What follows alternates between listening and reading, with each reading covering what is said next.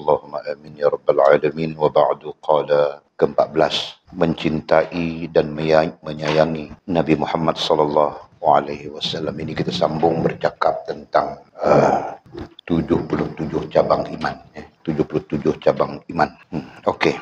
Jadi yang ke-14 daripada cabang iman itu adalah mencintai dan menyayangi Nabi Muhammad sallallahu alaihi. Nah, adapun dari segi ilmunya kita baca sekali saja. Mencintai, nah artinya menyukai, menyayangi, mengasihi baginda Nabi sallallahu alaihi wasallam. Nah, ini termasuk di dalam cabang iman. Hal ini sesuai dengan sabda Nabi. La yu'minu ahadukum hatta akuna ahabba ilaihi min nafsihi wa malihi wa waladihi wa walidihi wan nasi ajma'in. Tidak sempurna keimanan salah seorang dari kalian semua sampai aku lebih dia kasih. Aku lebih dia kasih, yakni kecintaan dan rasa sayangnya padaku, melebihi kecintaannya pada dirinya sendiri, hartanya, anaknya, orang tuanya, dan semua manusia. Nah, itu dalil ya, hadis sahih, dalil yang menunjukkan bahawa mencintai Nabi itu adalah bahagian daripada iman. Maksud dari hadis ini adalah bahawa engkau rela berkorban tenaga, harta demi membela dan melakukan apa yang disukai dan diperintahkan oleh Nabi Muhammad sallallahu alaihi wasallam. Nah, itu pemaknaannya ya. Orang yang ingin menunaikan haji dan umrah kemudian ragu-ragu berangkat dengan alasan khawatir, terlalu lelah, sakit, mahalnya biaya, banyak pembegal di jalan, pembegal perompak penyamun. Pembegal itu artinya perompak penyamunnya. Atau kerana terhalang lautan. Akhirnya dia tidak jadi berangkat kerana akan mati, hartanya berkurang, yakni untuk biaya, berpisah dengan anak, isteri dan orang tua, maka orang tersebut tidak memiliki iman. Ini penjelasannya musannif Syekh Soleh Darat. Maka orang tersebut tidak memiliki iman, tidak ada iman. Maksudnya imannya belum sempurna, atau bukan maksudnya tidak memiliki iman itu satu hal, kan, tidak beriman. Kemudian atau bukan maksudnya atau imannya belum sempurna. Itu keadaan. Jadi cintalah kepada Rasulullah sallallahu alaihi wasallam. Ya, cintalah. Nah, kalau pelajaran kita pada dasar pelajaran kita itu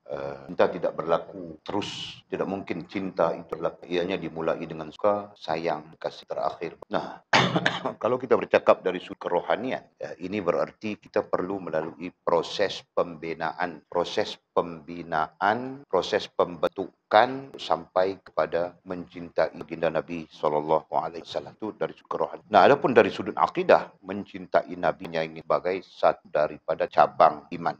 Okey, katanya cinta kepada Rasulullah sallallahu alaihi wasallam pada hakikatnya adalah bentuk cinta kepada Allah SWT. Dan Nabi berarti cintai Allah. Nah, itu dalilnya dalam Al-Quran. Qul ibunallah tabi'uni Allah. Ayat.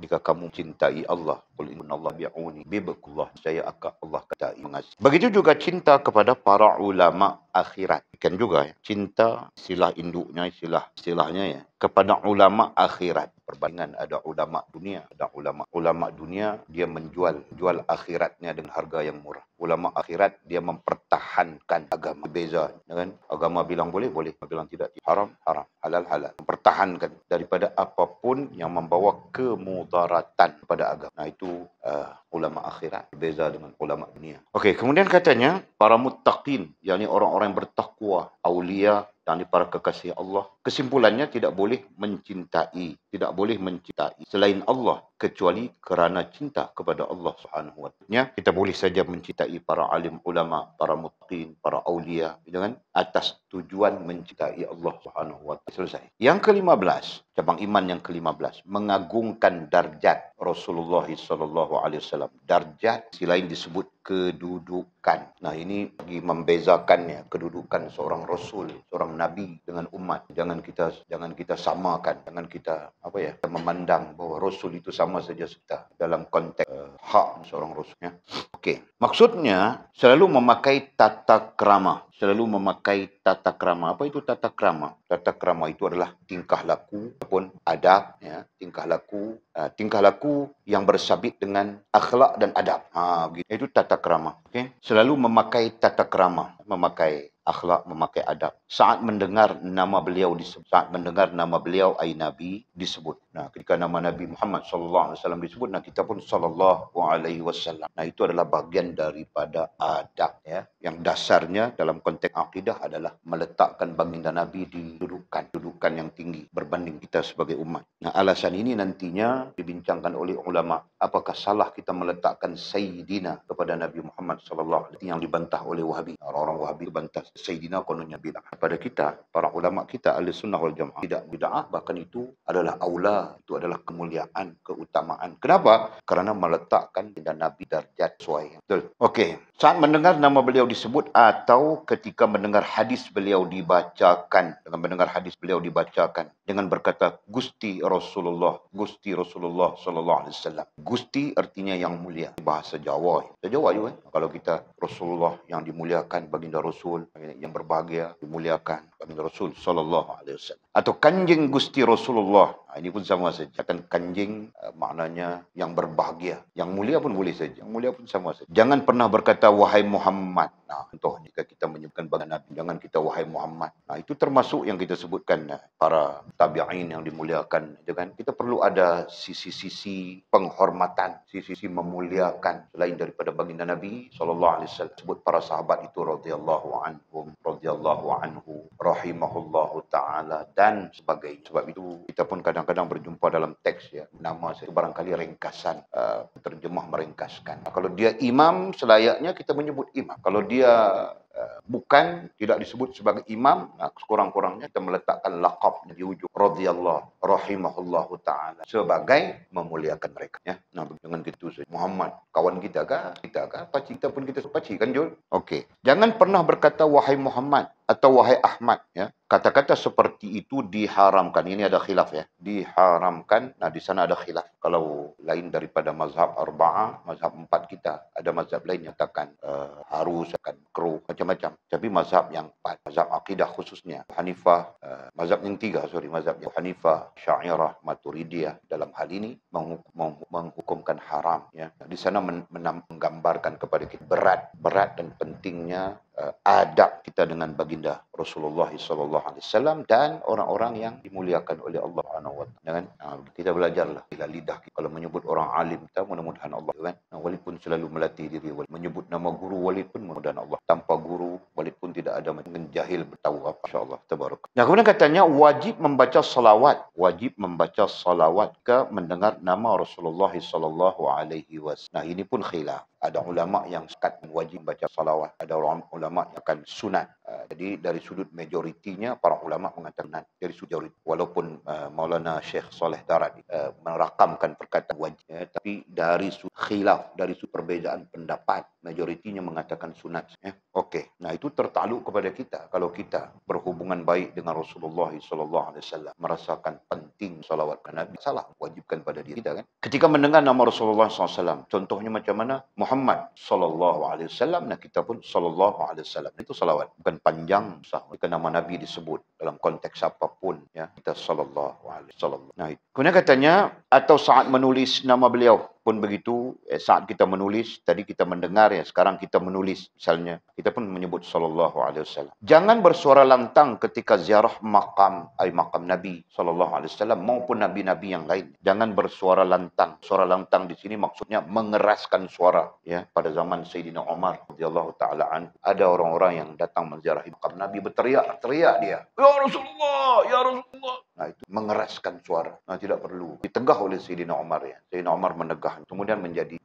di hujah para ulama apabila hal ini dilakukan oleh para sahabat. Kemudiannya hujah para ulama dalam menegah umat melantangkan suara meskipun di sisi makam Nabi sallallahu alaihi wasallam. Nah, apalagi ketika Nabi sallallahu alaihi wasallam hidup ya. Jadi, jangan bersuara lantang ketika ziarah makam Nabi, menyebut nama atau kelahiran beliau. Nah, begitu juga jika menyebut namanya, jika melahut atau kelahiran beliau, maulid ya, atau jika kelahiran beliau meraihkan peristiwa kelahiran beliau. Nah, itu kan jangan kita lantang, keras begitu. Sebutlah dengan penuh kelembutan. Kerana kelembutan menyebut menggambarkan kasih, menggambarkan cinta. Faham Jul? Mana pernah kita cakap dengan orang yang kita bercinta kasar-kasar? Kan? Pernah kalian tahu? Tidak kan? Lembut saja. Sayang. Nah, begitu kan? Tapi Walid tidak, Pak. Kasar saja. Tidak peduli bercinta ke cinta. Walid lain. Orang jangan ikut Walid. Ya. Nah, Walid itu memang macam itu. Mendidik hati jadi keras. Aku mau lawan Yahudi. Kan? Paham kami? Aku mau pergi Palestin kah? Lawan Yahudi, perang di sana kah? Pergi saja. Paham? Nah, kalau kau lembut hati, bang, janganlah bang, nanti bang tinggal saya jadi janda, kau pun tidak jadi. Kan? Okey. Yang lagi apa? Jangan bersuara lantang ketika ziarah makam. Ini komentarnya Syekh Saleh Darat ya terkait dengan cabang iman yang ke-15 ini. Berarti kita perlu merendahkan suara, melembutkan sama ada ketika menziarah makam Nabi, menyebut nama Nabi ataupun meraihkan kelahiran beliau. Jadi dalam suasana yang penuh kelembutan sebagai lambang kecintaan kepada Rasulullah sallallahu alaihi wasallam. Nah, jangan macam Indonesia itu. Sekarang dangdut sudah, kan? Memang sebutannya dalam penuh kelembutan tapi dangdut. Saya goyang-goyang punggung itu Jul, kan? Tengok video itu, masya-Allah. Yang perempuan-perempuan itu naik di atas pentas, di bawah itu ramai orang lelaki, perempuan-perempuan goyang-goyang punggungnya, dangdut salawatan. Allah, astagfirullah. Nah, itu lagi buruk keadaannya. Okey, kerananya bagi orang awam, ya, kerananya bagi orang awam tidak disunnahkan berdiri ketika pembacaan. Bagi orang awam di perbezaannya yang perlu kita faham secara ilmiah. Kerananya bagi orang awam tidak disunnahkan berdiri ketika pembacaan Tala'al badru alaina min thaniyatil wada' itu bacaan apa? Burdah, qasidah, meraihkan maulid Nabi sallallahu alaihi wasallam. Orang awam tidak disunnahkan berdiri. Dia duduk saja, baca dalam keadaan. Nah, itu maksud. Nah, kalau berdiri pun tidak. Ini adalah amalan para ulama ya. Kalau berdiri tidak disukai, apalagi menari Jul. Itu bahasa mudahnya kan. Berdiri, kau mau meraihkan kelahiran baginda Nabi sallallahu alaihi wasallam, silakan. Kau jangan berdiri. Maksudnya begitu. Nah, kalau kau berdiri pun bukanlah menari, kau berdiri tegap saja. Tapi disebut oleh Syekh Saleh Darat di sini kerana bagi orang awam ya, khususnya orang awam. Kenapa? Nah, dibimbangi orang awam itu nanti berlebih-lebihan. Nah, kalau orang alim itu tahu dia mana yang boleh, tidak boleh, gitu kan? Nah, orang awam nanti berlebih-lebihan, melampau-lampau, kan? Nah, inilah hal yang Walid. Kadang-kadang kita melampau-lampau sampai kita sendiri bercanggah dengan apa yang diajar oleh baginda Nabi sallallahu alaihi wasallam. Nah, ini terjadi kepada umat saudara untuk menggambarkan, untuk mengungkapkan rasa cinta, rasa polam, kan? Dan sesungguhnya Nabi sendiri tidak benarkan itu. Sampai ada hadis, ya. Kalian boleh menyebut namaku, kalian boleh, jangan kalian memuja aku. Jadi perlu ada pertimbangan di antara menyebut nama Nabi ya sebagai kecintaan dan sebagainya dan beza dengan memuja. Perlu ada itu. Faham enggak? Nah, orang sekarang ini pelik-pelik, mengaji tidak mau, majelis ilmu dia tidak peduli. Tapi kalau ada macam-macam dia orang buat sekarang kan, festival sunnah itu begini begitu, penuh saja. Jadi padahal baginda Nabi SAW tidak mengajarkan itu kan. Bahkan keilmuan dengan salawat, ada pendapat mengatakan ilmu itu lebih afdal. Nah, kalau kau salawat pun kau tidak ada pengetahuan berkaitan dengannya, itu Walid tidak berani mengatakan sia-sia, tapi bercanggah dengan Nabi SAW. Pada sisi manapun keutamaannya berada ilmu. Nah, insyaAllah tabaraka. Ada orang yang kononnya mengamalkan salawat yang beribu, mengabaikan. Mungkin dia ada tanggungjawab, suami jawab. Mengabaikan. Ada mungkin begitu. Nah, ini gambaran-gambaran yang menunjukkan bahawa tidak mempunyai pengetahuan. Tahu terkait dengan isu yang Walid sebutkan, kita perangkap dengan memuja baginda Nabi sallallahu alaihi wasallam. Nah, memuji itu sunat, tapi memuja itu haram. Para ulama sepakat. Jadi ada perbezaan antara selawatan sebagainya yang menjadi sunnah pada sisi ulama dan memuja ya. Okey. Katanya orang awam belum begitu mengerti adab terhadap Nabi. Itu sebagai jawapannya. Kenapa orang awam perlu duduk, jangan berdiri, kemudian meraihkan kelahiran, qasidah apa yang sebagainya. Katanya orang awam belum begitu mengerti ya, belum begitu mengerti adab terhadap, belum faham mereka. Namanya pun orang awam. Jadi apabila mereka belum memahami adab terhadap satu hal yang mungkin nanti jadi masalah. Al-Quran langsung mengajar kita adab terhadap. Di antaranya adalah surah apa ya? Menyebut tentang janganlah kita meninggikan suara di hadapan Nabi. La tarfa'u sautakum 'inda Rasulillah. Itu ayat bunyinya. Jangan kita mengangkat suara di hadapan Nabi. Ada banyak lagi sampai Al-Quran mengatakan tidak boleh kita menikahi isteri-isteri ataupun janda-janda Nabi sallallahu alaihi wasallam kerana mereka adalah ummul mu'minin. Itu kemuliaan yang diberikan oleh Allah. Jika mereka sudah menjadi ummul mukminin, maka kemuliaan itu tak kekal ya. Nah, kita tidak boleh pandai-pandai mau minta, tidak boleh. Jelas ya. Ada beza, ada beza. Kita cuma tak sampai kepada part dia, ada part dia nanti. Dalam ni, dalam. Diajar oleh Syekh Saleh Darat. Cuma saya sebut, ada pendapat yang mudah untuk faham. Mengatakan, sekiranya kita melakukan, tak kira selawat ke apapun yang berhubungan dengan Nabi tanpa ilmu pengetahuan. Nah, itulah yang akan menjadi memuji. Itu pendapat yang paling mudah lah. Kita tengok, kita perhati. Kan? Jadi, rasionalnya apa? Betul lah, macam kita sebut tadi. Rasionalnya, kita akan melakukan sesuatu yang tak diajak oleh Nabi. Contoh macam kita cerita tadi di Indonesia. Siap dengan dangdut lagi misal. Jadi ini bentuk-bentuk memuja lah. Walaupun satu sisi kita faham puja itu adalah satu bentuk kita melafazkan kan? Selalu kita faham. Tetapi pada hakikatnya disebut oleh para ulama, apabila tidak menepati apa yang dilakukan, apa yang diajak oleh Nabi, apa yang dilakukan oleh para sahabat sebagainya, itulah memuja. Di situlah kepentingan ilmu tu. Kan? Dia ada adab dia. Kalau kita buka kitab, kita tak sampai, tak sempat. Namanya Bidayatul Hidayah. Kitabnya Bidayatul Hidayah. Karya Imam Ghazali Ta'ala, bab adab dengan Rasul, kalau tak salah. Bab adab dengan, dalam sana dia berbincang perbezaan antara sunnah dengan bid'ah dalam bab adab dengan Rasul. Jadi yang bid'ah itu dikaitkan dengan memuja. Di sini kadang-kadang macam, kita bukan pro Wahabi. Kadang-kadang yang dikritik oleh Wahabi, walaupun kritiknya itu melampau pula. Kan? Pasal benda tu lah. Ada satu hadis yang Nabi tegah.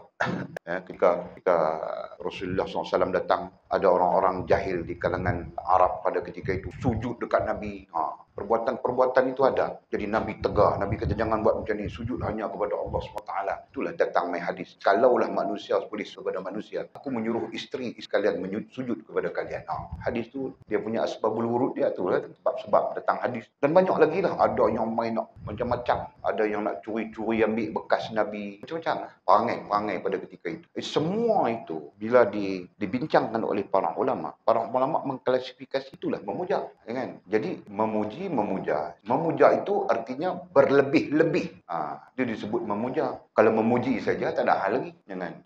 Memuji tidaklah bersifat berlebih-lebih. Tapi bila dia berlebih-lebih, klasifikasi dia adalah memuja.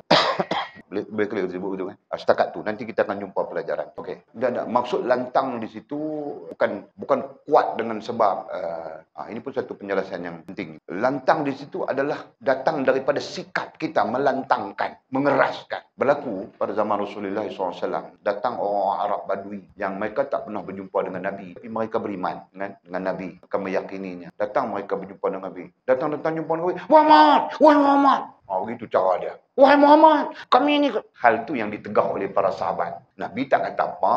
Nabi ini seorang yang sangat lemah lembut. Kan? InsyaAllah, tabarakallah. Nabi tak kata apa. Banyak keadaan Nabi, sahabat-sahabat nak naik angin, nak kata, Nabi tegah jangan. Dia tak. Banyak keadaan begitu. Macam tu. Kan? Jadi, para sahabat lah kemudian yang mengajarkan kepada Arab Badui ini. Jangan macam. Cakap elok lah. Ya Rasulullah. Para sahabat macam. Ya Nabi Allah. Itu yang kita hari ini. Ya Rasulullah. Ya Nabi Allah. Ya apa. Ada main daripada hadis-hadis. Jadi, kita nak gambarkan macam mana. Kita nak abang kata keras itu. Kalau kita sebut dalam logat Kedah ni loklak. Kan? Loklak boleh tak? Loklak. Majilah pula payah nak faham loklak. Kan? Maksudnya, memanggil ataupun berdepan dengan berinteraksi dengan baginda Rasul tanpa ada adab. Kita sebut loklak tu kan. Itu je. Bukanlah pengaruh suara deras. Kalau dia duduk atas jauh dulu, dia nak panggil Rasulullah, dia tetaplah panggil. Keras dia kan. Ya Rasulullah. Tak apa. Halal begitu tak apa. Sebab dia ada adab dalam perkataan dia tu. Cuma dia jauh nak panggil bagi dengar. Jadi kias itulah dengan mikrofon ni. Jadi maksudnya suara lantang itu lantang dengan tidak beradab. Kita lebih tepat untuk kita sebut. Kan? Wallahualam. Mudah-mudahan itu jadi pengetahuan kita. Okey. Kemudian katanya orang awam belum begitu mengerti adab terhadap Nabi. Betul lah. Namanya pun orang awam. Ya kan? Syukur pada Allah kita datang belajar. Ya, kamu orang datang belajar, kita belajar. Kita tahu. Tidak boleh rupanya. Kan? Contoh. Jadi dari sudut dasarnya itu tahu kita. Betul. Faham betul. Jangan kau menari dangdut pula. Betul. Kau mau selawat. Menari dangdut. Goyang-goyang punggung. Orang tengok di bawah sana. Ada lelaki pancung. Jangan. Okey. Jika mereka berdiri. Jika mereka orang awam ya. Jika mereka orang awam berdiri ketika menyambut kelahiran bina Nabi, Maulid itu tadi, dikhawatirkan akan terjadi bid'ah. Dikhawatirkan dibimbangi akan terjadi bid'ah munakkarah. Apa itu bid'ah munakkarah? Ya, bid'ah munakkarah artinya ini istilah saja ya, bukan termaksud di dalam struktur hukum yang telah kita bincang, bid'ah wajib, bid'ah sunat. Bukan itu kan. Bid'ah munakkarah di sini maksudnya bid'ah yang terlalai. Munakkarah itu lebih kepada makna kelalaian. Kita terlalai di sini. Ya. Kerana kita tidak tahu, kita pun lalai saja. Macam kita sebut terdangdut, salawat yang berdangdut. Nah, kerana mereka tidak tahu, nah mereka lalai. Mereka lalaikan salawatan dengan berdangdut begitu. Faham tak? Nah, kerjanya orang jahil kan? Kerjanya orang tidak ada pengetahuan. Dia belajar tentang adab dengan baginda Rasul dan sebagainya. Nah, itulah yang terjadi. Sama saja Walid sebutkan tadi. Sibuk dia mau selawat satu hari 100,000, satu hari 200,000, satu hari 20,000. Nah, sampai-sampai dia punya tanggungjawabnya. Kan? Kalau suami tanggungjawabnya terhadap mencari nafkah misalnya, dia abaikan. Kalau isteri tanggungjawabnya terhadap suami, terhadap anak, dia abaikan. Mungkin padahal itu salah itu. Menyalahi sudah. Faham Jul? Nah, kau jangan gila salawat Jul. Mau salawat, bukan salawat itu gila. Ya. Tapi kau mau salawat saja sampai kerja pun tidak mau. Bang, kita mau makan apa? Beras tiada sudah. Aku mau salawat ini, nanti Allah datangkan rezeki. Nah, mungkin benar tekan makam kita. Kan? Nah, yang menyebabkan jadi rosak. Faham Mizi? Nah, makam kita macam mana Mizi dalam hal itu? Ya, kerja apa sambil salawat? Apa masalah? Itu makam kita kan Mizi. Kalau kau cop kelapa sawit, kau cop pagi-pagi keluar cop kelapa sawit. Kalau kau menoreh getah, pagi-pagi keluar menoreh getah. Itu kan? Nah, itu makam kita. Belum sampai kita makam, ya Allah datangkanlah rezeki daripada syurga. Kedebuk terus. Bukan makam kita. Kan? Nah, gitu. Okey. Jadi katanya, dikhawatirkan dimimbangi akan terjadi bid'ah munakkarah. Jadi perkataan munakkarah itu ya merujuk kepada yang mungkin kita terlalai. Nah, ya. Oleh kerana kita tidak tahu kan, ya kita terlalai saja. Merasakan perbuatan kita itu bagus sudah. Sehingga kita menafikan perbuatan yang lebih afdal. Ya kan? Merasakan perbuatan kita itu terbaik misalnya. Dengan menolak perbuatan-perbuatan yang lebih aula sebagainya. Ya. Nah, mungkin juga ada orang yang selawat, solatnya tidak. Kerana dia berpegang dengan selawat itu boleh mendatangkan rezeki. Kan? Dia berjumpa dengan satu orang, saya ini sah dalam sahih. Kau selawat kasih banyak, ada pun selawat. Solatnya kan tidak dipelihara, tidak dijaga dan sebagainya. Misalnya, kita misalkan saja. Nah, itu berarti canggahan sudah kan. Contoh. Jadi langsung tidak langsung menggambarkan kepada kita pentingnya ilmu. Kait selawat sekalipun kan. Nah, selalu saja kita sebut. Mau zikir pun kena ada ilmu. Sama saja mau selawat pun kena ada ilmunya. Ya kan? Okey. Sedangkan bagi orang yang telah mengerti darjat Nabi, bagi orang yang telah mengerti, babit memahami ya. Orang yang mengerti memahami darjat Nabi, memahami darjat kedudukan Nabi. Yakni para arifin katanya. Khususnya para arifin. Ini gambaran saja. Orang yang berilmu, orang yang berpengalaman itu arifin kan. Disunnahkan untuk berdiri. Dalam hal ini, yang disunnahkan untuk berdiri itu adalah orang yang sebab itu. Dalam riwayat mengatakan, para sahabat Nabi, walaupun ada kontranya, akan bahwa para sahabat Nabi pernah merayakan maulid sebagainya. Kan? Di dalam pada sisi lain diriwayatkan bahwa para sahabat Nabi jika mereka bersalawat, mereka berdiri. Karena mereka adalah orang-orang arif tentang Nabi, adab. Nah, ada pun orang-orang awam badui yang datang daripada pelosok Madinah mana-mana, mereka terus duduk. Kan? Faham kah? Okey. Mayoritas ini bahasa Indonesia ya, artinya majority. Majority orang awam belum begitu mengerti adab dan cara menghormati Nabi. Kerana adab dan cara menghormati Nabi itu syariat oleh Allah Subhanahu wa taala. Seperti mana Walid baca ayat Al-Quran tadi ya. Ada ayat yang mengatakan la tarfa'u sautakum inda Nabi sallallahu alaihi wasallam, jangan kau tinggikan suara, lantangkan suara di sisi baginda Nabi sallallahu alaihi wasallam. Lain begini. Dan itu disebutkan di dalam Al-Quran dan ianya menjadi syariat, bahagian daripada syariat ya dalam tentang menghormati Nabi. Seringkali saat berdiri mereka malah terlihat panik dengan melakukan hal-hal buruk yang diingkari oleh syariat Allah. Nah, itulah yang dimani orang-orang jahil itu kan. Mereka terlihat panik. Nah, ini mungkin saja panik atau apa kan, dengan melakukan hal-hal buruk yang diingkari oleh syariat Islam. Tadi kita sudah menghormati Nabi itu adab, syariat, adab yang disyariat. Nah, bagaimana nanti ketika orang-orang yang jahil itu mereka bercanggah ataupun melakukan hal-hal buruk yang diingkari, yang ditegah oleh syariat. Yang diingkari ditegah. Perkataannya yang diingkari ditegah oleh syariat. Jadi satu hal ya. Dan kata musannif inna lillahi wa inna ilaihi raji'un sebagai peringatan tazkirah kepada kita. Nah, jadi kesimpulannya cabang iman yang ke-15 ini adalah meletakkan kedudukan Nabi itu sesuai dengan Nabi. Jangan meletakkan kedudukan Nabi itu seperti kawan-kawan kita, itu kan, seperti orang-orang yang dekat dengan kita. Bukan. Dia akan lebih daripada. Nah, di sanalah kita belajar dasar. Nabi itu dengan kita sebagai apa? Dina. Penunjuk, okey. Lain lagi? Wasilah. Nah, itu yang paling penting itu. Tahu tak? Nabi itu ya dengan kita adalah wasilah yang menghubungkan kita dengan Allah Subhanahu wa taala. Nah, kalau kita buruk adab dengan Nabi, kita buruk adab dengan Nabi, buruk adab dengan agama, buruklah adab kita dengan wasilah yang menghubungkan kita dengan Allah. Allah, insyaallah tabaraka. Ya. Nah, sekurang-kurangnya kita ada pengetahuan itu. Okey, selesai. Kemudian kata musannif cabang iman yang ke-16 ya. Disebutnya di sini totalitas dalam beragama. Totalitas ini bahasa orang putih campur Indon ya. Nah, artinya apa? Menerima agama itu secara menyeluruh ya. Jadi agama itu diterima secara menyeluruh. Kadang orang sebut sempurna saja ya. Holis, kita bercakap tentang pemahaman gitu saja, istilah apapun yang dokong gitu kan. Jadi menyeluruhkah, sempurnakah, holistikkah? Dengan maksud agama perlu diterima begitu. Tidak boleh menerima agama itu secara juz'iyat ya. Menerima separuh, menolak separuh, menerima yang sesuai dengan kita, menolak yang sesuai dengan, menafikan yang tidak sesuai dengan kita. Faham kan? Ya, terima agama itu sembahyang, puasa, zakat, haji, umrah, korban, borah itu sih. Yang lain-lain itu tidak ada kena dengan seolah-olah. Ini salah satu kesalahan besar yang berlaku kepada umat dan langsung tidak langsung bercanggah dengan prinsip keimanan sendiri. Ya kan? Fahami mi? Nanti ada kau akan berjumpa dengan orang yang bilang tok aurat tu ini, bilangnya tidak ada kena-mengena dengan agama yang Arab. Orang Sarawak bilang Arab. Pun Arab dia. Ini Arab saja tu aurat. Arab.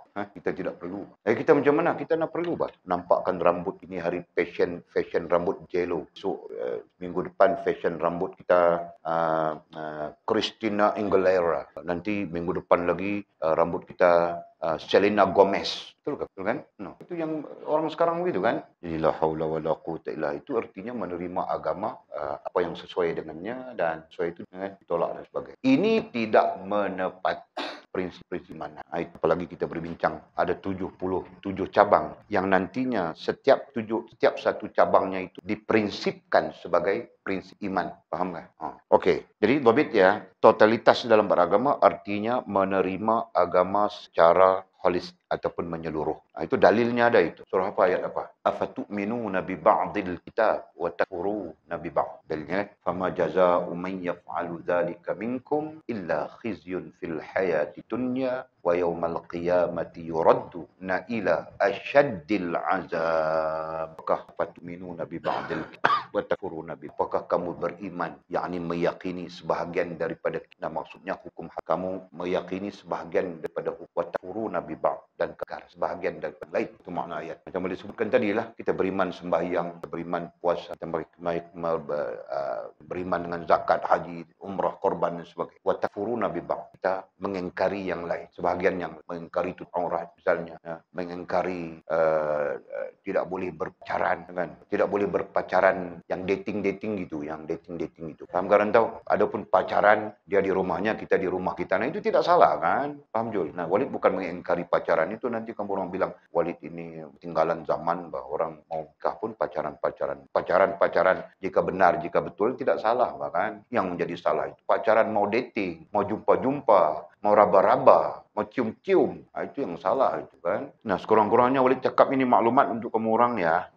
Pegang itu untuk selamat di dunia dan di akhirat. Okey, maksudnya seorang mukmin harus totalitas, kita tukar saja perkataan totalitas itu menyeluruh. Boleh tak? Ya, menyeluruh, holistik, itu bahasa akademik ya. Nah, menyeluruh saja. Maksudnya seorang mukmin harus menyeluruh pada Islam, pada menerima, dhabitkan ya supaya ayat tidak canggung ya. Pada menerima, dalam menerima agama. Seorang mukmin harus artinya patut ya. Harus bahasa Indonesia, dalam bahasa kita artinya sepatut. Begitu. Kemudian ditambah dengannya sepatutnya menyeluruh dalam menerima agama Islam. Itu ayat comel. Dengan maksud tidak boleh kita menerima yang sesuai dengan kita saja. Jadi kalau kita terima semua, konsep tidak boleh kan? Konsep Coldplay itu tidak boleh kan? Campur perempuan. Macam mana kita mau terima? Kita mau konsep. Ya, supaya kita kalau derhaka pun derhaka saja. Bukan kafir, bukan kufur. Faham kan? Nah mungkin ada orang dia menerima Islam secara, tapi jiwanya kuat untuk menyetujui konsep-konsep maksiat ini. Nah itu ketika itu dia derhaka. Tidak sampai menjadi kafir. Dia asi, tidak sampai menjadi. Nah, jika dia tidak menerima agama secara menyeluruh atau menafikan, nah itu yang menyebabkan jadi kafir, menyebabkan tidak beriman dan sebagainya. Ya, dasar kepada iman itu adalah menerima, betul kan? Menerima dengan redha. Itu teks. Okey.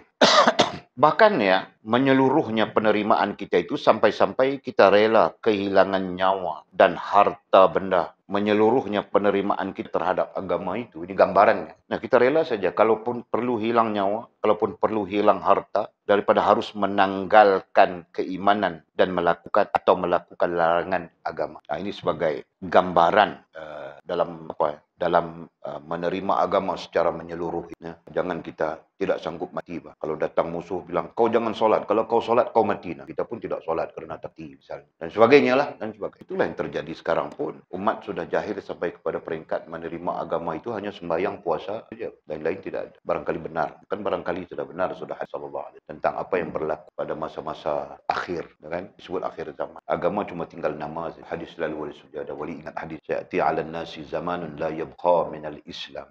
Tidak tinggal lagi pada agama Islam melainkan nama. Kan? Namanya Lina, namanya Rantau, namanya macam-macam. Tapi agama macam tidak ada agama Islam. Ada mungkin agama Kemau. Tambah di Sabah itu ya, bertatu saja. Kan? Wali tidak mengatakan orang bertatu itu tidak boleh jadi Islam. Yang Wali maksudkan di sana adalah betapa mereka bercanggah dengan agama Islam itu sendiri. Nah, mungkin sebelum datangnya pengetahuan, kesedaran dan sebagainya. Kan? Jadi kamu orang kalau pulang pun, kalau tidak datang lagi pun kena buat kerja, kena melakukan kerja dakwah ini betul. Menerangkan Islam yang sebenarnya bagaimana. Kalau baru datang balik, sambung belajar lagi, nah itu lebih baik kita ada pengetahuan yang menjadi alat ya, kita berinteraksi, berkomunikasi gitu kan. Okey. Seandainya seorang yang zalim berkata kepada seorang mukmin, seandainya ini andaiannya. Seorang yang zalim berkata kepada seorang mukmin, jika engkau tidak mau meninggalkan agamamu, maka engkau akan kubinasakan. Ini contoh. Atau engkau akan pecat daripada jabatanmu, pekerjaanmu, jabatanmu ai pekerjaan. Nah, seorang mukmin harus menolak,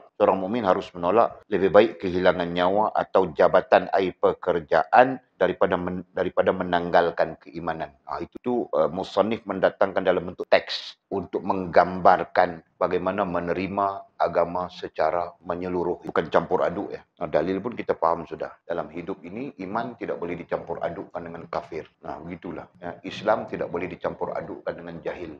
Adab tidak boleh dicampurkan dengan moral. Moral. Adab lain. Adab melibatkan rohaniah dan jasmaniah. Moral membabitkan jasmaniah. Berarti mungkin ada kemunafikan di situ. Nah, itu beza. Ya. Begitu pula katanya. Begitu pula orang yang dipaksa untuk melakukan dosa besar. Ini contoh lain. Orang yang beriman ya, dipaksa untuk melakukan dosa besar. Jika tidak mau, maka akan dipecat dari jabatannya. Jika tidak mau, mungkin dia akan dipecat daripada pekerjaannya. Jabatannya, pekerjaan. Maka seseorang mukmin wajib menolak. Si mukmin tetap dia wajib menolak daripada melakukan dosa besar itu. Ya. Ini sama saja. Anda tahu nanti, Tulka, Mimika, Linaka, pergi kerja, dia orang suruh buang tudung. Jadi seorang mukmin wajib menolak perbuatan mendedahkan aurat. Sekalipun ditawarkan dengan gaji besar. Mana tahu Mimi, dia orang mau kau jadi model. Gaji Mimi, aku kasih kau 15,000. Kau jadi model saja, Mimi. Model apa? Model itu yang bra-bra. Mimi pakai jalan catwalk.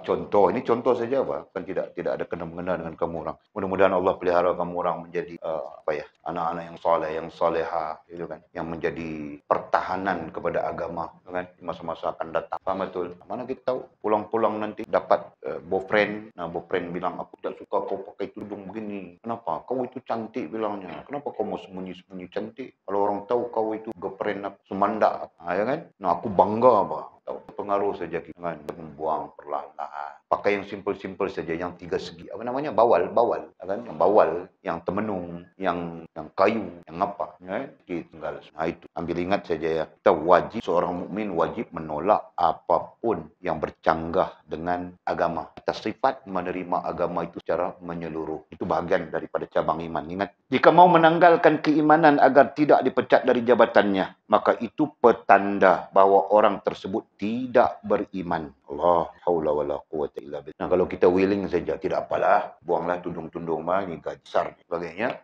petanda. Menurut Syekh Saleh Darat itu tanda bahawa orang tersebut tidak beriman. Itu sisi Syekh Saleh Darat ya. Tapi kalau sisi para ulama, itu gambaran tidak sempurna iman. Ada kekurangannya, ada ketan. Nah, mungkin kecacatannya itu, kekurangannya itu dari sudut ilmu. Dia sendiri pun tidak tahu ilmu tentang menutup aurat. Pandangan yang paling jumhur, ya, tidak menghukumkan tidak beriman karena tidak beriman itu kafir kan? Paham nggak? Jadi dihukumkan secara sederhana oleh majoriti ulama, tidak sempurna iman. Nah, tidak sempurna itu di mana? Kekurangannya itu di mana? Di jahilnya dia tentang hukum sesuatu yang dia terlibat. Sebab itu dalam dasar kita perlu berjalan sekali kan? Iman, Islam, ihsan perlu jalan sekali dalam hidup. Okey. Kepala pemerintahan katanya, ini kepala bapak ini. Kepala pemerintahan berarti orang-orang yang berkuasa. Ini kan? Kalau di Indonesia bilang kepala bapak lah. Mau cakap apa?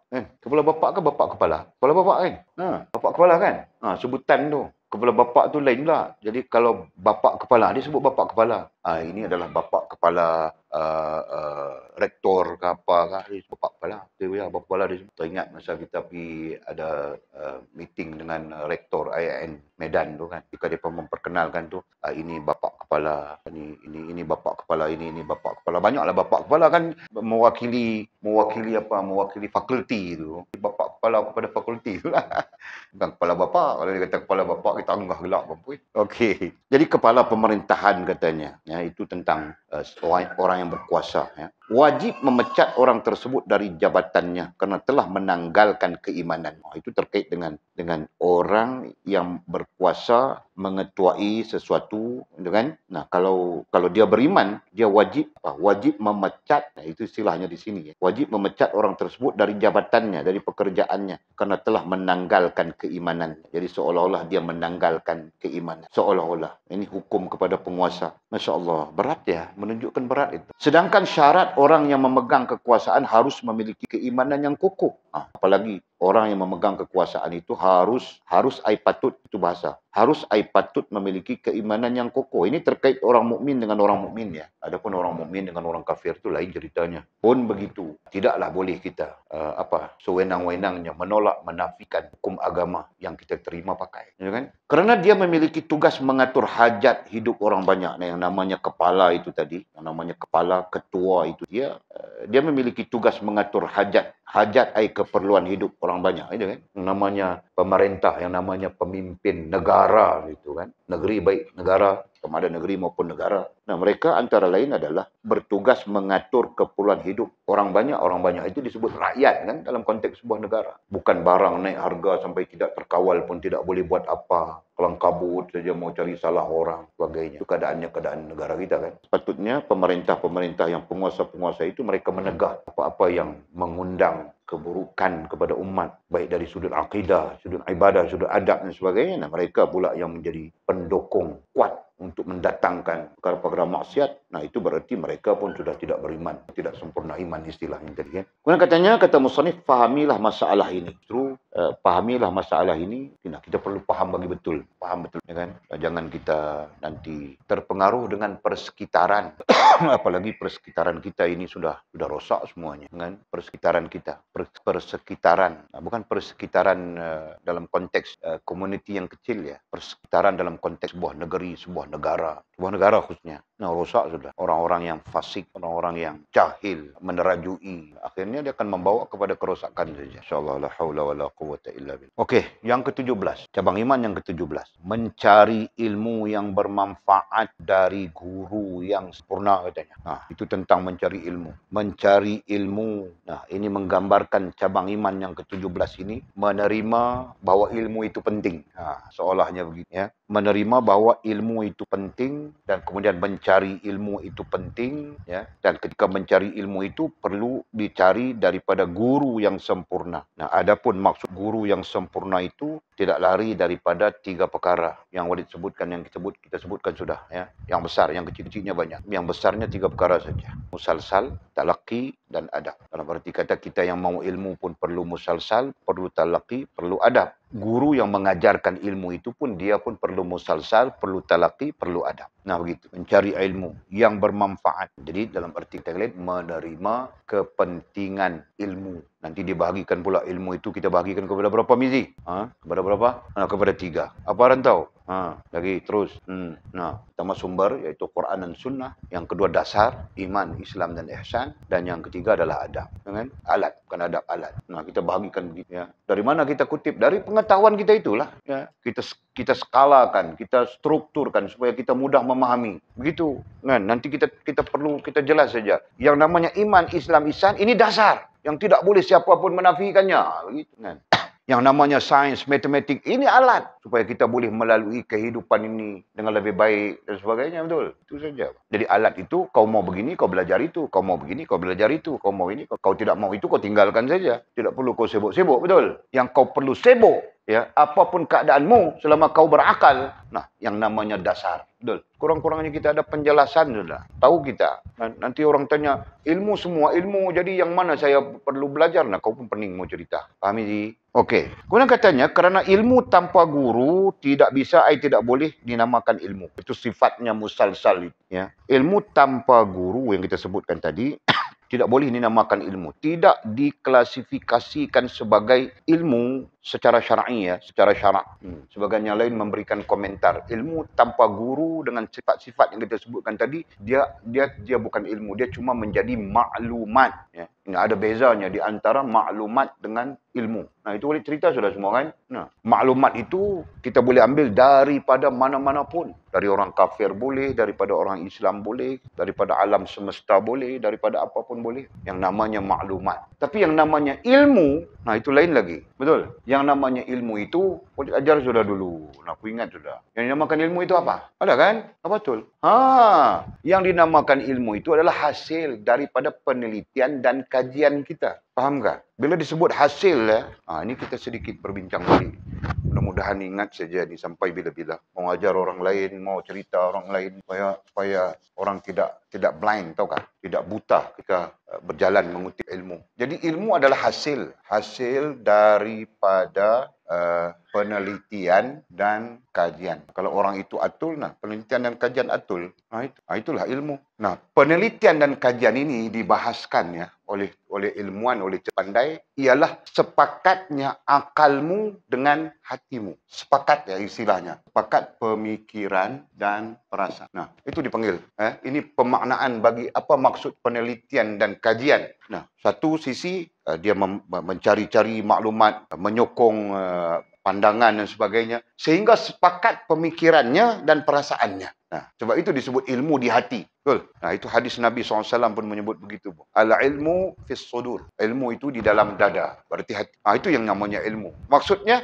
setelah sepakat pemikiranmu dan perasaanmu menerimanya. Nah, baru namanya ilmu. Dan itu adalah adalah implikasi daripada penelitian dan kajian. Nah, begitu. Bukan semuanya jadi ilmu. Sebab itu istilahnya mendapat ilmu. Sebagai gambaran, ada orang dapat sikit, ada orang dapat banyak. Kan? Faham tak? Sekaligus menafikan kitab banyak itu ilmu banyak. Bohong lah. Nah, Walid kitab punya banyak kan? Nah, itu pun tidak tahu yang pinjam, yang apa, yang orang pinjam macam-macam. Apakah itu semuanya ilmu Walid dapat? Belum tentu. Betul? Ya. Nah, jadi kesimpulannya seperti mana kita sebutkan tadi, ilmu adalah hasil daripada penelitian dan kajian kita. Nah, penelitian dan kajian itu mencetuskan sepakatnya akalmu dengan hatimu. Nah, ketika itu baru dia jadi. Selama mana tidak sepakat. Apa bukti tidak sepakat? Kau masih tertanya-tanya, masih keliru, masih kan? Tertanya-tanya, keliru, blur, tidak faham, itu begini. Nah, itu artinya kau masih belum sepakat, kan? Ya, maklumat itu belum sepakat pada pemikiranmu dan perasaanmu. Nah, jadi kita bezakan maklumat lain, ilmu lain. Ini tentang ilmu, ya. Ini tentang ilmu. Okey, ini tentang ilmu. Lain maklumat. Apa itu maklumat? Maklumat itu adalah yang kau dapati daripada sumber mana-mana pun, ya. Yang kau dapati daripada mana-mana pun. Boleh tulis saja ayatnya. Kau dapati dari sumber mana-mana pun. Kadang-kadang kita baca sumber orang putih. Kadang-kadang kita baca sumber itu, sumber ini. Sumber itu disebut dalam istilah akademiknya data. Ya. Nah, data ada dua. Ya, ada dua data. Satu dipanggil data premier, sumber asas, sumber paling asli. Yang kedua dipanggil sikanda. Nah, ini tafsiran, huraian oleh orang lain. Jadi ada dua bentuk maklumat. Maklumat premier artinya maklumat yang paling asas, paling asli. Nah, istilah ya, kurang-kurangnya kita belajar di sini macam universiti sudah. Mizi, kurang-kurangnya. Kalau kau guna istilah ini, kau pergi pondok-pondok lain, kau guna istilah ini, dia orang nanti garu kepala saja. Mana kau dapat semuanya? Nah, adapun ilmu, nah ilmu adalah ilmu. Ya. Tidak disandarkan kepada premier kah, sikanda kah. Dia adalah kesepakatan antara akalmu dengan hatimu dan kau menerima dengan tenang. Kau pakai terus, dengan kau pegang. Itulah ilmu. Selama mana kau blur saja, nah itu bukan ilmu. Itu masih berada di maklumat. Ya. Nah, ini hal-hal yang dibincangkan di peringkat universiti sebenarnya. Di universiti pun kalau degree tidak bincang ini. Ini cerita master, cerita PhD saja. Nah, tapi kamu orang bincang sudah. Udah semua orang. Okey. Nah, justru itu katanya, kerana ilmu tanpa guru tidak boleh dinamakan ilmu. Nah, itulah maksudnya. Jadi kau dapat daripada sini, daripada sini, daripada situ, daripada manapun sumbernya. Nah, itu tak maklumat. Sehingga masuk ke dalam fikiranmu, kau teliti, kau kaji, ya kan? Dan sepakat saja apa yang kau teliti dan kau kaji dengan pemikiranmu itu dengan perasaanmu. Sepakat artinya tidak ada percanggahan, tidak ada kontra. Dan kau menerima pakainya, nah itu baru ilmu. Nah, di sanalah maksudnya ada orang ilmunya tinggi, ada orang ilmunya rendah, ada orang ilmunya sederhana. Faham tak? Terkait dengan agama misalnya. Begitulah hal-hal yang lain. Ilmu hikmat misalnya. Ada orang ilmu hikmatnya begitu tinggi. Ada orang ilmu hikmatnya sederhana. Ada orang ilmu hikmatnya langsung tidak ada. Nah, mungkin begitu kan? Jadi ukuran kepada tahap ilmu itu mesti ada kan? Nah, Atul ini dia 4 tahun tinggal di sini. Ilmunya macam mana? Ilmunya dalam 5%, 10%. Contoh, kan? Si Miminya mungkin 20%. Si Mizi mungkin 50%. Jol mungkin 70%. Rantau mungkin 100%. Nah, itu gambaran untuk menunjukkan tidak sama. Faham tak? Tidak sama. Jelas ya? Ada orang yang. Nah, itulah antara lain. Kalau selalu cerita itu hari. 600 orang menjadi student almarhum Tuan Guru Haji Omar Zuki. Yang diberikan ijazah ammah cuma 12 orang. Nampak tak? Itu almarhum guru, dia menilai yang namanya murid yang layak untuk diijazahkan sebagai menyambung. Faham tak? Menyambung pengajaran pembelajaran. Jadi maksudnya sang guru itu menilai tahap ilmu yang ada pada sang murid. Faham kan? Nah, itulah kaedahnya. Sekarang kita modern kan sudah. Nilai dengan peperiksaan, nilai dengan percakapan, nilai dengan macam-macam. Buya, kau nilai sudah, Buya? Kau nilai sudah Quran orang ni? Kau nilai, bang. Kita nilaikan. Begitu kan? InsyaAllah. Okey. Kerana katanya Rasulullah SAW bersabda. Nah, ini terkait dengan hadis. Ya. Barang siapa belajar satu bab ilmu yang boleh bermanfaat di dunia dan di akhirat. Barang siapa belajar satu bab ilmu. Ini terjemahan daripada hadis. Hadis ini didatangkan oleh kebanyakan ulama yang membincangkan tentang ilmu. Sama ada bincang tentang kepentingan ilmu kah, adab ilmu kah. Mereka mendatangkan hadis. Imam Ghazali dalam Ihya awal-awal lagi mendatangkan hadis. Ya kan? Okey. Maksud hadis ini barang siapa belajar satu bab, man ta'allama baban, itu bunyinya hadisnya. Yaltamisu bi ilmi, panjang hadisnya banyak macam-macam. Jadi kita baca terjemahan. Barang siapa belajar satu bab ilmu yang boleh bermanfaat di dunia dan di akhirat. Yang boleh ai membawa. Bahasanya begitu. Yang membawa manfaat dunia dan akhirat. Itu lebih baik baginya. Dibandingkan dengan diberi umur 70,000 tahun. Dibandingkan dengan diberi umur 70,000 tahun. Umur 70,000 tahun dibandingkan dengan satu bab daripada ilmu yang dipelajari. Yang diisi dengan puasa saat siang dan salat saat malam. Nah, maksudnya orang yang belajar ilmu, walaupun satu bab daripada ilmu yang memberi manfaat kehidupan dunianya sampai kepada akhirat, begitu kan? Yang menyelamatkan kehidupan dunianya sampai akhirat, lebih baik daripada diberi umur 70,000 tahun. Nah, umur 70,000 tahun kalau jahil mau buat apa? Itu maksud. Ini terkait dengan satu bab daripada ilmu. Bayangkan berbab-bab yang kita belajar. Kemudian orang yang belajar itu pula diisi dengan puasa di siang hari. Ya, diisi ketika dia belajar itu menuntut ilmu itu diisi dengan puasa siang hari dan salat pada malam hari. Ya, ketika dia belajar ilmu itu, siangnya dia puasa bagus dengan puasa, malamnya dia salat Masya Allah, tabarakallah. Nah, itulah maksudnya. Orang itu, keadaan itu lebih baik daripada umur 70,000 tahun. Nah, hadis ini sahih ya. Nah, Walid pun terpengaruh dengan hadis ini dulu. Berapa tahun ku puasa saja. Belajar sambil puasa. Malam salat lagi. Nah, ketika itu, sekarang malas sudah. Astagfirullah. Kan? Sekarang semuanya hancur. Mau puasa 1 hari pun. Betul, Pak. Dia betul. Hadis ini sesungguhnya menjadi amalan orang-orang penuntut ilmu. Walid melalui suasana ini ketika belajar di pondok pun macam itu. Kalaupun makan ala kadar saja, tidak lebih-lebih, kan? Tidur pun ala kadar saja. Cukup keperluan saja. Lebih kepada banyak belajar dan sebagainya. Nah, sekarang mana boleh buat begitu? Kalau buat begitu nanti masuk buku, bilang guru kejam, kan? Tidak membenarkan kami begitu, tidak benarkan kami begini. Masuk Facebook, keluar gambar Walid, guru yang paling kejam. Susah, kan? Nah, itu hadisnya. Masya Allah, tabarakallah. Nah, kemudian kata musannif, wajib bagimu untuk pergi menuntut ilmu. Nah, kesimpulannya wajib bagimu, siapapun. Nah, kalau dalam konteksnya yang sempurna syarat mukallaf. Itu dalam konteks fiqahnya. Nah, wajib bagimu. Siapa? Kita. Bagaimana? Yang cukup syarat mukallaf, yang sempurna syarat mukallaf. Akal okey. Kemudian apa? Syarat mukallaf itu kan. Nah, untuk pergi menuntut ilmu. Nah, ini cerita pergi. Nah, jadi pergilah ke Murang ni pun daripada Sabah sana pergi ke Kedah menuntut ilmu. Alhamdulillah, syukur pada Allah. Kurang-kurangnya kekal 6 orang daripada Sabah. Walaupun ada mau lari lah, mau itulah, mau inilah, macam-macam. Allah, ya Allah. Yang lari itu jadi macam-macam sudah. Jadi hantu ada, jadi jemuan ada. Jadi macam-macam sudah. Mau buat macam mana? Okey. Wajib bagimu untuk pergi menuntut ilmu. Perkataan pergi itu sisi lain disebut keluar, mencari. Nah, itu tidak boleh kita duduk diam di rumah kita tunggu ilmu datang. Nah, itu sesat, tidak menepati prinsip-prinsip iman, tidak menyempurnakan cabang iman yang ke-17 ini. Seolahnya begitu. Nah, perlu kita keluar mencarinya, mempelajarinya dan sebagainya. Walaupun terhalang lautan api sekalipun. Bahkan musannif mentahqiqkan di sini. Walaupun terhalang lautan api. Nah, bahasanya lautan api itu kan terai. Orang bercinta saja selalu bercakap begitu. Kan mesti, aku tetap akan bersamamu sekalipun lautan terpaksa ku renang. Ewa. Ya kan? Orang bercinta Jul, kentut pun wangi tahukah? Bukan kentut, kau berak depan dia pun dibilang wangi. Nah, kau mau busuk bila kau menikah. Pas menikah, terus busuk saja. Kan? Masa kita belum menikah, kentut, minta maaf terkentut. Tidak apa, wangi.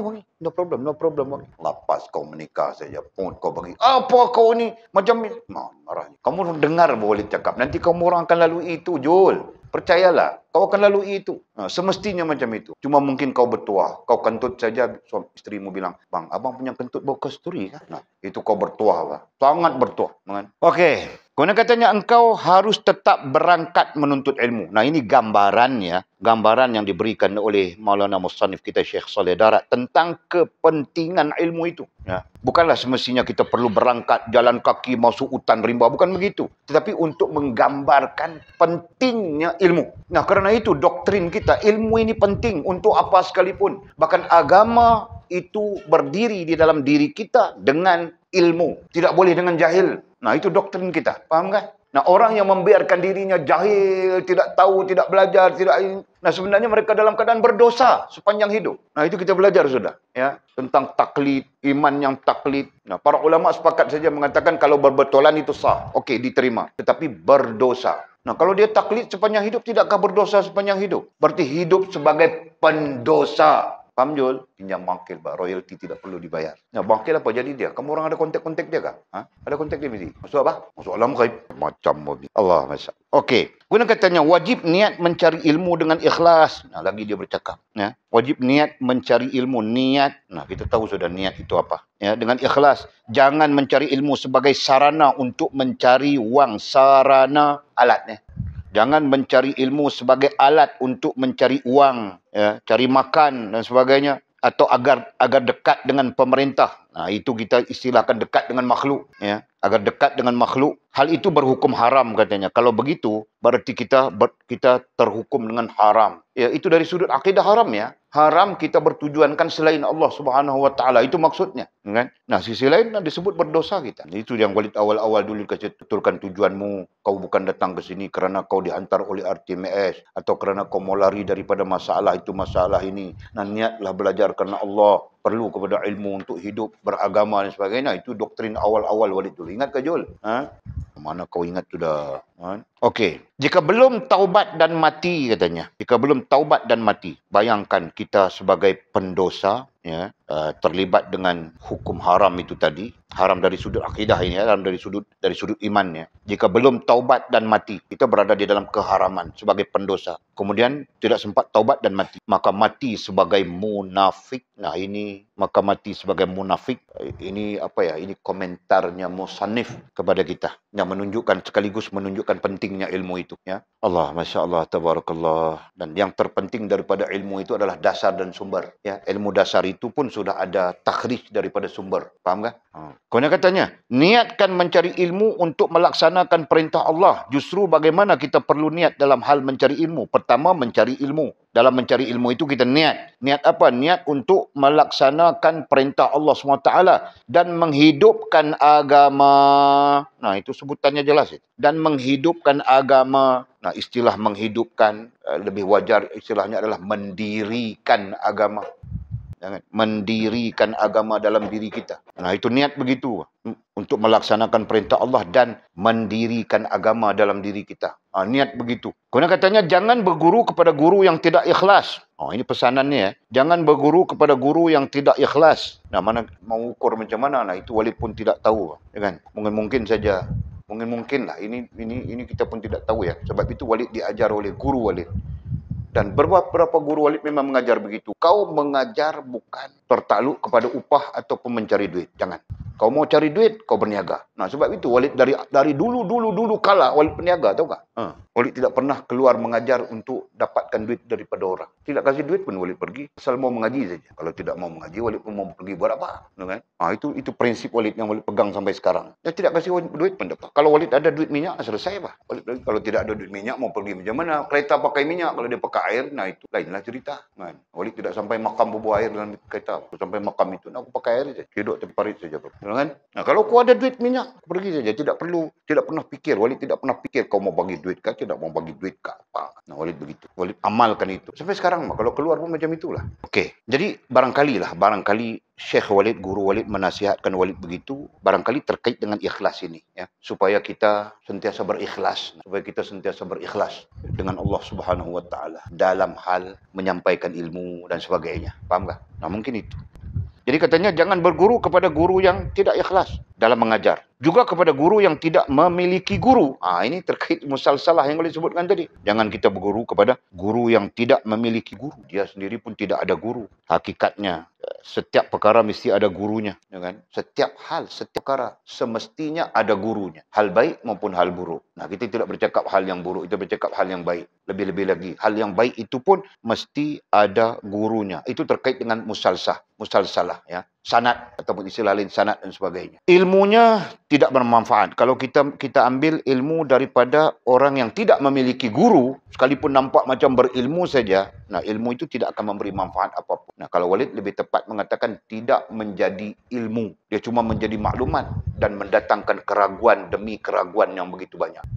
Nah, tidak tahqiq, ya, istilah lain disebut tidak tahqiq. Ilmu yang tanpa guru yang muktabar tidak bisa disebut ilmu. Nah, diulangi perkataan ini. Ilmu yang tanpa guru yang muktabar. Guru yang muktabar. Apa maksudnya? Ini tentang silsilah juga tadi kan. Muktabar artinya orang menerima para alim, orang-orang alim yang selayaknya menerima dia sebagai guru. Itu disebut muktabar. Muktabar ada 3 tahap, ya.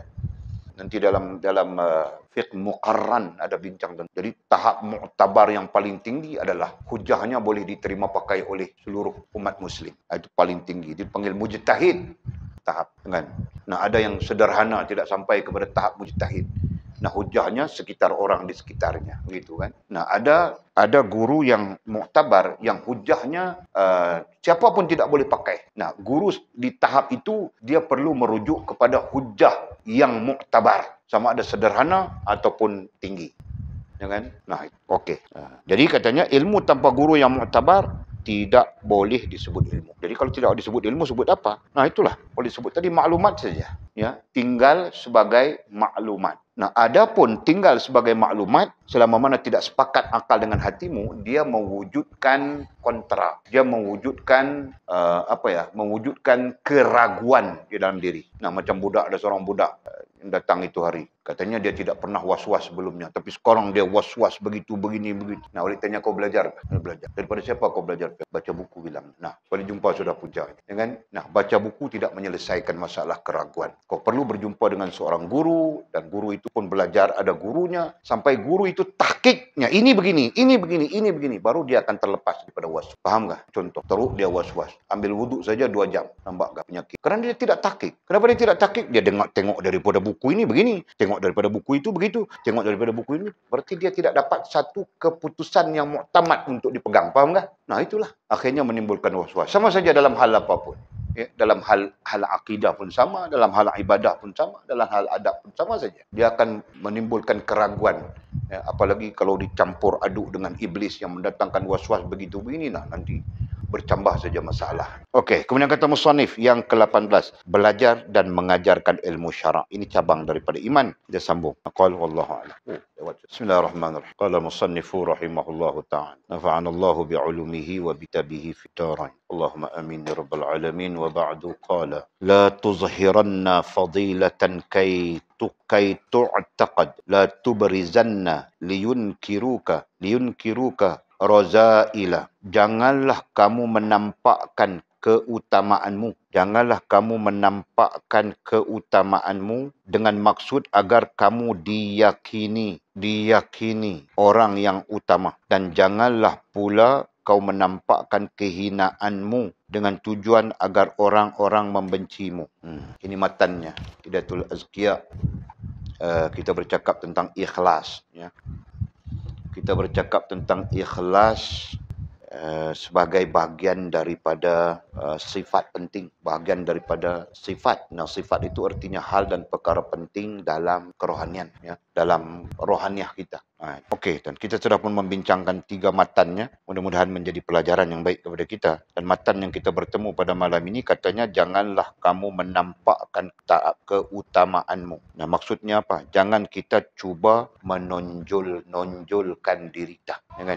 Jangan kita coba menonjolkan diri kita. Selalunya orang suka menonjolkan itu kebaikan, betul? Kan? Orang jahat dia tidak akan menonjolkan jahat. Faham ini? Selalu orang akan coba untuk menonjolkan kebaikan.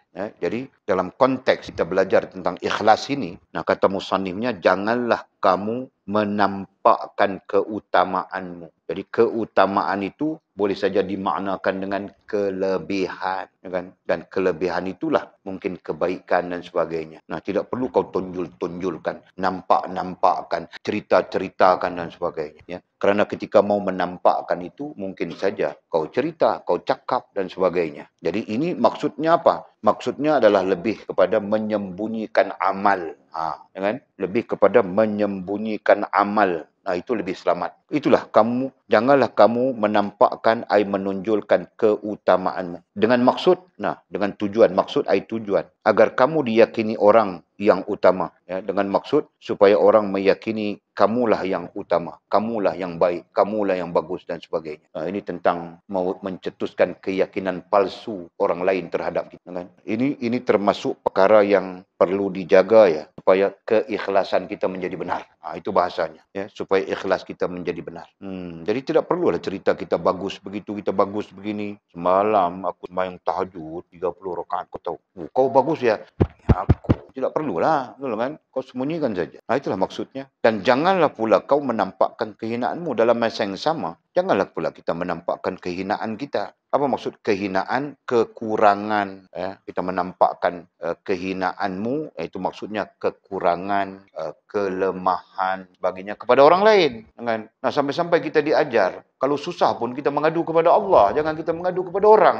Begitu. Kan? Ini kepada Allah kita tidak mengadu, kita mengadu kepada orang. Di sana sudah tentu ada pengharapan, kan? Mengharapkan orang memberikan gitu sebagainya. Itu contoh. Itu tentang ikhlas ya. Kita bercakap tentang ikhlas. Supaya ikhlas itu terjadi dan benar. Janganlah pula kau menampakkan. Sama saja. menonjolkan kehinaan kekurangan kita. Nah, kalau kita mau tunjul kekurangan kita tentang sesuatu yang memberi mudarat manfaat kepada manusia. Nah, itu ya. Contohnya kita tidak tahu. Kita bilang kita tidak tahu kan? Minta maaf, saya tidak tahu ini. Itu tidak apa. Karena kita melihat dari sudut mudaratnya dan manfaat. Kan? Janganlah kau dulu pernah rogol orang, kau cerita. Aku dulu, sekali kau rogol 3. Tidak perlu kau cerita apa itu. Kan? Faham ini? Aku dulu macam mana. Yang buruknya itu kau tidak perlu cerita. Cerita, aku mau menjadi seorang hamba yang baik. Gitu. Kasihlah tunjuk ajar kepadaku. Macam mana aku mau jadi seorang hamba Allah yang baik. Nah, itu lebih bagus daripada kau cerita, aku dulu. Siapa mau tahu kau punya dulu, kau punya pasal, Pak? Begitu maksudnya kan? Faham ini? Kau dulu pernah naik pokok terbang pun kami peduli apa? Begitu kan? Faham kan? Jadi katanya, janganlah pula kau menampakkan kehinaanmu. Tidak perlu. Sampai-sampai ada hadis mendukung hal ini. Tidak perlu kita ceritakan kepada orang lain keaiban. Kan? Nah, para sahabat bertanya, kalau begitu bagaimana kami mau mengambil kebaikan, mengambil manfaat dan kebaikan? Nah, Nabi mengatakan, tunjuklah ajar kepadaku. Kan? Nabi mengatakan bahawa, mintalah tunjuk ajar orang yang lebih tahu. Jadi, sebaiknya apa? Sebaiknya jumpa dengan orang yang tahu dah. Boleh kasih saya tunjuk ajar. Saya mau menjadi orang yang baik begini. Boleh kasih. Itu lebih baik daripada kau menceritakan keburukan-keburukan, aib-aib yang telah kau lalui.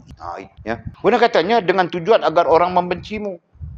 Menampakkan kehinaanmu dengan tujuan agar orang membencimu. Nah, ini mungkin saja ada, mungkin tidak ada kan. Mungkin saja menunjukkan kehinaan agar orang membenci. Mungkin saja ada. Tapi walaupun begitu, baginda Nabi, walaupun begitu, dalam konteks membina ikhlas, hal ini perlu kita jaga-jaga. Okey? Nah, kita lihat sikit komennya daripada Kifayatul Atqiya ini, tahqiq, ya. Apa katanya? Dia pun ada menyebutkan menyembunyikan amal itu lebih baik, lebih selamat. Dia pun sebut begitu. Katanya, yakni jangan engkau menampakkan ketaatanmu, ibadahmu kepada manusia dengan tujuan supaya mereka menganggapmu, supaya mereka menganggapmu orang yang baik dan kamu dapat melamar anak gadis mereka. Maknanya menonjolkan kononnya dia baik supaya dia dapat manfaat daripada orang melihatnya baik. Faham tak? Nah, ini apalagi disebut di sini, dan kamu dapat melamar anak gadis mereka supaya mereka bagi kau mau minta anak darahnya dia orang kasih. Nah, kau pun tunjuk kau labai, siap tasbih di tangan lagi kan. Ya tidak perlu. Nah, itu memusnahkan keikhlasan gitu. Karena itu termasuk di antara kepentingan diri nafsu. Itu termasuk. Karena itu, perbuatan itu ya, menonjolkan itu tadi, termasuk di antara kepentingan diri atau nafsu yang disenangi dan ia condong kepada menyukainya. Cenderung kepada menyukainya nafsu itu tadi. Kan? Nah, berarti nafsu kita memang suka yang begitu. Dan nanti cenderung kita kepada nafsu semuanya. Kan? Menikah yang cenderung kepada nafsu nanti terus rusak. Kan? Okay. Kemudian katanya, adapun menempatkannya supaya orang yang jahil mengikutimu dan gemar kepada kebaikan, maka ini lebih afdal daripada menyembunyikan. Nah, adapun supaya orang suka kepada kita dan orang jahil nanti jadi baik misalnya, yang disebabkan dia tengok kita dia jadi baik, dia ikut kita dia jadi baik. Nah, itu katanya afdal daripada menyembunyikan. Nah, tidak perlulah kita sembunyi. Maksud sembunyi itu adalah kebaikan yang kita buat, tidak menonjolkan kebaikan yang kita buat dengan tujuan orang memuji kita, memandang kita bagus dan sebagainya. Itu. Tapi kalau menceritakan kebaikan yang kita buat supaya orang lain mengikut kita, sama-sama melakukan kebaikan itu, nah itu katanya lebih afdal daripada menyembunyikan. Maksudnya perlu kita sembunyi, cakap sajalah. Faham tak? Jadi ada bezanya di situ. Bezanya adalah tujuannya. Apa tujuanmu? Ayo kan? Nah, kalau kau tonjol saja tujuanmu supaya orang-orang ini ikut dan sama-sama melakukan kebaikan, nah itu silakan. Tapi kalau tujuanmu supaya Cikgu Subhi tengok, semua orang tengok, suka, nanti ada anak darah kasih kepadamu, nah itu tidak betul.